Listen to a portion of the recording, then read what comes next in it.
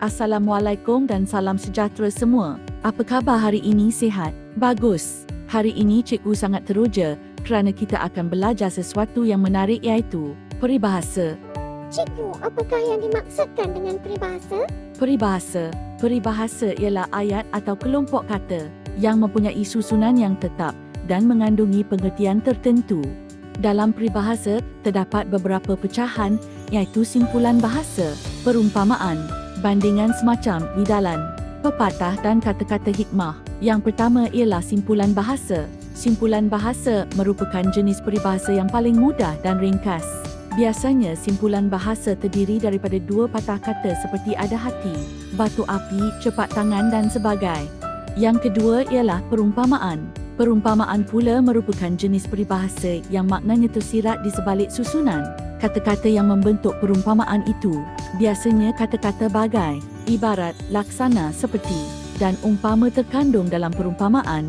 Contohnya, bagai au dengan tebing, ibarat burung, mata lepas badan terkurung. Yang ketiga ialah bandingan semacam.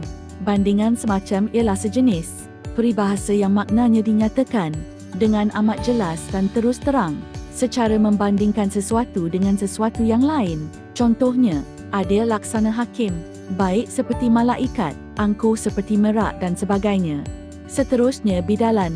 Bidalan merupakan jenis peribahasa yang maksudnya tersirat di sebalik susunan kata-kata yang membentuknya. Bidalan tidak mengandung sesuatu kata yang tertentu seperti perumpamaan. Contohnya, ada gula, ada semut, ada rupa, ada harga. Tambahan pula, pepatah merupakan jenis peribahasa yang berangkap serta terdapat pengulangan kata di dalamnya untuk penegasan falsafah atau pengajaran yang hendak disampaikan. Contohnya, berat sama dipikul, ringan sama dijinjing, ke bukit sama didaki, ke lurah sama dituruni. Akhir sekali ialah kata-kata hikmat. Kata-kata hikmat merupakan jenis peribahasa yang biasanya terbit daripada ayat-ayat suci dalam kitab-kitab atau daripada percakapan serta penulisan seseorang yang dihormati dan terbilang. Kata-kata tersebut berisi falsafah atau pengajaran yang berguna sebagai panduan hidup. Contohnya, bahasa jiwa bangs, berkata benarlah walaupun kebenaran itu menyakitkan dan sebagainya. Faham semua? Kalau begitu, mari kita lihat cerita pendek berdialog dengan menggunakan peribahasa. Pada minggu hadapan, Fahmi akan menduduki peperiksaan akhir tahun di sekolahnya. Oleh itu, dia perlu mengulang kaji pelajaran agar mendapat keputusan yang cemerlang. Dia percaya bahawa kejayaan hanya akan datang kepada mereka yang berusaha. Setiap malam Fahmi akan meluangkan masa untuk membaca buku dan membuat latihan. Aku perlu usaha bersungguh-sungguh kerana usaha tangga kejayaan. Peribahasa yang digunakan di dalam dialog ialah usaha tangga kejayaan. Maksudnya, kejayaan hanya boleh dicapai melalui usaha yang gigih dan berterusan. Berkat usaha gigih Fahmi, pada hari keputusan diumumkan, dia tersenyum lebar kerana berjaya memperoleh semua A dalam peperiksaan. Kejayaan itu membuktikan bahawa usaha yang berterusan pasti akan membuahkan hasil. Alhamdulillah, berkat usaha aku berhasil mendapatkan keputusan cemerlang. Betul kata orang berakit-rakit ke hulu, berenang-renang ke tepian. Peribahasa yang digunakan di dalam dialog ialah berakit-rakit ke hulu, berenang-renang ke tepian.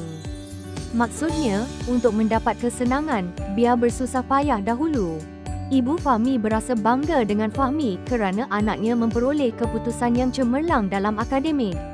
Sejak awal tahun lagi, Fahmi menunjukkan sikap rajin dan berdisiplin dalam pelajaran. Dia sentiasa mengulang kaji, mendengar nasihat guru dan tidak mudah berputus asa. Berkat usaha gigihnya, akhirnya Fahmi berjaya mendapat keputusan terbaik dalam peperiksaan akhir tahun. Ibu Fahmi memeluknya dengan penuh kasih sayang sambil mengucapkan tahniah atas pencapaian tersebut. Tahniah, Fahmi. Ibu besar hati dengan kamu kerana berjaya dapat keputusan yang cemerlang. Peribahasa yang digunakan di dalam dialog ialah besar hati. Maksudnya, perasaan bangga atau gembira. Fahmi berasa puas akan keputusannya. Oleh itu, dia berazam untuk terus belajar dengan lebih tekun bagi mencapai kejayaan yang lebih gemilang pada masa akan datang. Dia sedar bahawa kejayaan yang diperolehnya hari ini adalah hasil daripada usaha, doa dan sokongan ibu bapa serta guru-gurunya. Akhirnya, usaha aku berhasil.